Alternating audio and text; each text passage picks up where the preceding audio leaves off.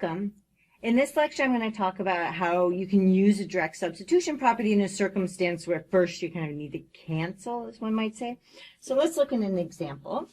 So suppose we're in the circumstance of, so this is an example where we're going to take the limit, and we're taking the limit as x goes to minus 3, so x goes to minus 3 of, and then our function that we're taking the limit of is x squared plus 6x plus 9, and dividing this by x squared plus 3x.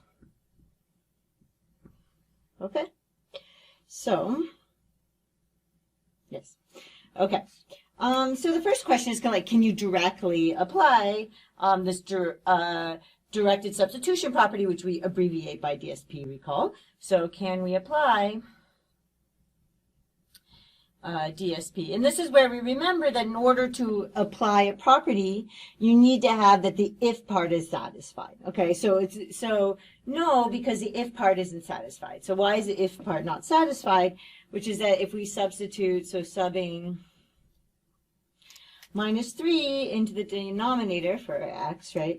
Minus 3 into the denominator, right, for x is going to yield out 0, okay? And we can't divide by 0, so we're not actually in the domain, right? We had to actually have that this value a is in the domain, okay? So we can't divide by 0, and so we're failing the part of the property which says that minus 3 would have to be in the domain, okay? So now we need to fix this. And how do we look at fixing this? Okay, so we're going to try something. We'll kind of try this over here, which is going to be to first factor and cancel. Okay, so we're going to try factoring and canceling first. So factoring, we're going to try factoring and canceling first. And let's go ahead and do that. Okay, so let's take this limit. Again, this is the limit as x goes to minus 3 of, and then we have the same function here. So this is x squared plus 6x plus 9 divided by x squared plus 3x. Okay, we go ahead and factor this. On the top, right, you can tell that this is a square because you have 2 times 3 here and 3 squared there. So we know this is a square on top.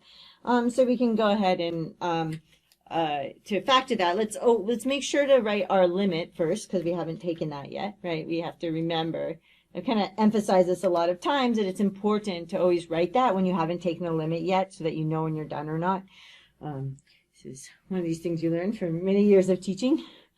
So I have x plus 3 squared on top. Again, because this is 2 times 3 and this is 3 squared. Then we divide that by, we can have an x in each of these, so I can pull out the x. And then, so I have to take x squared divided by x. And then I have to take 3x divided by x. There we go.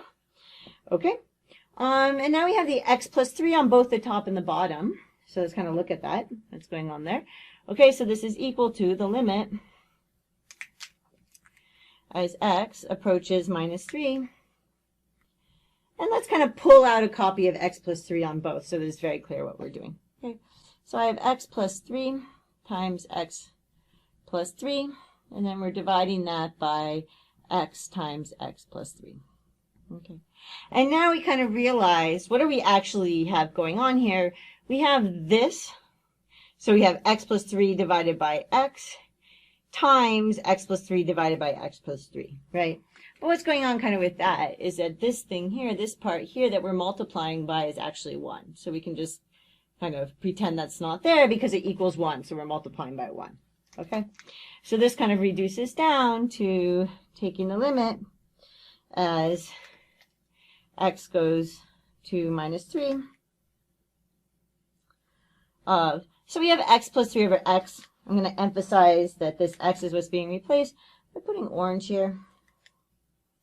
So x plus 3 divided by x. Okay. Now we can apply the property. Why can we apply the property? because minus 3, it gives 0 on top, but it doesn't give 0 on bottom. So it's actually in the domain. Okay? So this is going to equal using, right now we can apply the direct substitution property because minus 3 is in the domain of this function. So we go ahead and do this. So this is equal, and we do this thing to be kind of careful, where we put parentheses every time we see an x. This makes it a little less likely that we're going to make a mistake.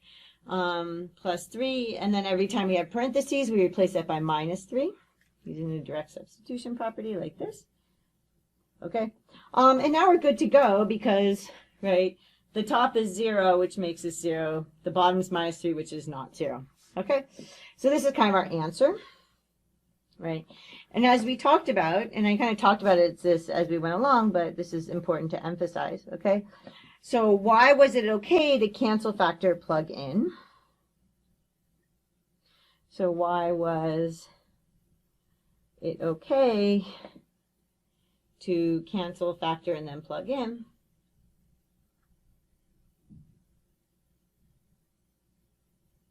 Well, the last part was okay because we then satisfied the conditions. But really, kind of in terms of limits, what's fundamentally going on is that we don't care what happens at negative 3. So we don't care what happens, right, at exactly that value, negative 3. So it happens at, x equals negative 3. So, right, you don't care what happens at that exact limit value. That's part of the things that's true about limits. Okay, so let's kind of like the formality of the example. Let's kind of look at that. So what is this formality of this example? Formality of example. Well, what is this? What's really going on here is that if we have that f of x and g of x are the same function as long as we're not at some, as long as we're not at this a here. So as long as, so if these are the same function when, this x here does not equal our a, okay, the x being this input variable. In fact, let's make these orange. Okay. So when x is not equal to a, then we have that the limit as x approaches a of f of x is going to equal the limit as this x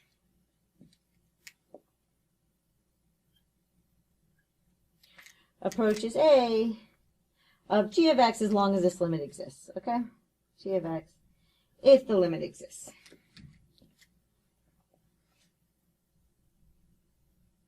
Right. If these two limits exist, then you're going to get the same thing, right? As long as the two functions are the same away from this red a, okay? So this is kind of the formality of what we were talking about here. Okay, so what kind of went on here? We want to do this thing of factoring and canceling and so on. It's very useful when taking limits. But there's kind of this key thing going on here, which is that, this actually works, right? As long as once you factor and cancel down, you can apply the direct substitution property because, right, you've no longer got your denominator is 0. You've no longer got that this a value is making the denominator 0, so it's not in the domain. Okay, but if you're able to, by factoring and canceling, get it to where it is in the domain, then you're good to go with the direct substitution property. You can just plug that a value in, okay? And this is the real thing that's going on. And why does this work, right? Because these two functions are the same as long as I'm not at -3, right? Which is what we mean here. Okay, so here we're saying it means like these two functions, they behave exactly the same. You're getting exactly the same outputs as long as it's not -3 you're putting in. And that was kind of the key thing going on here. And then the limits are the same. Okay, so hope that made some sense. And I'll see you in the next lecture.